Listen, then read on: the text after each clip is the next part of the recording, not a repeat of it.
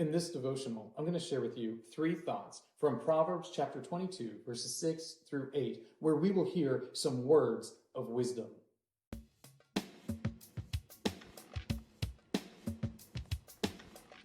Proverbs 22, 6 through 8 says, "Train up a child in the way he should go. Even when he is old, he will not depart from it. The rich rules over the poor, and the borrower is the slave of the lender. Whoever sows injustice will reap calamity, and the rod of his fury will fail." The book of Proverbs may just be the most practical of the books of the Bible.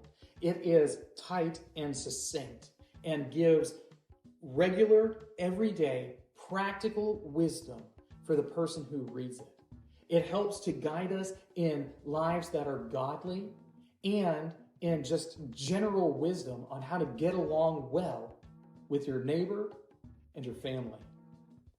That being the case, it's good for us to go to the book of Proverbs and look at some of the things that it says so that we might benefit from this wisdom that has been passed on generation by generation. Here are 3 thoughts from Proverbs chapter 22, verses 6 through 8. Thought number 1, raise them right. If you train up a child in the way they should go, when they get old, they won't depart from the path. This is something that is repeated a whole lot in churches. And it's true as a generality. And it's important for us to know that Proverbs are generalities, meaning that most of the time, if you do the things that are said in the proverb, then the results that the proverb says will happen will most likely take place. And if you raise your children right, it is most likely that they will be ingrained on that path that you have shown them. If you are careful to teach your children to lead godly lives, then it is more likely that they will do so when they're older. This is why it's so important for us to raise our children in the knowledge of the Lord. This is why it was so important for the people of Israel to teach their children the law of God as a part of their everyday living, not just in Sunday school or youth group or something like that, but it was the family's responsibility to train these children as they themselves had been taught the ways of God.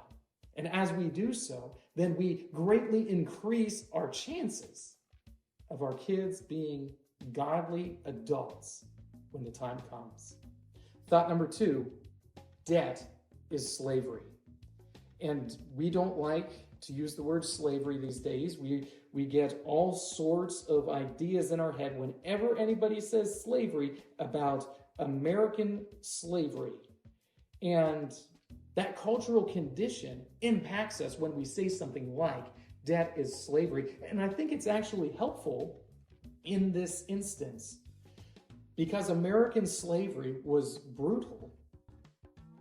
It's important for us to see that when we indebt ourselves to folks, that we are putting ourselves in a brutal scenario. Instead, we ought to seek to be satisfied in the things that we have and to save our money for the things that we want. The more we are able to do that, then the more free we are. Thought number 3, injustice invites pain.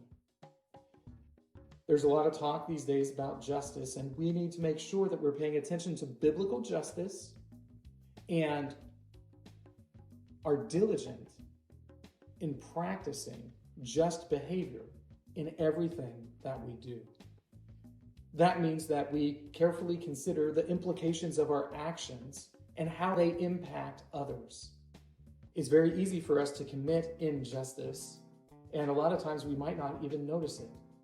So we have to be thoughtful about the things that we do in order to make sure that we are not inviting pain by being unjust in our business practices, in our everyday life, in all the different things that we do. These 3 thoughts come from the assigned reading, Proverbs 22. If you'd like to read through the Bible with me, you can do so by joining the Facebook group, Through the Bible, where we are reading the text of Scripture together.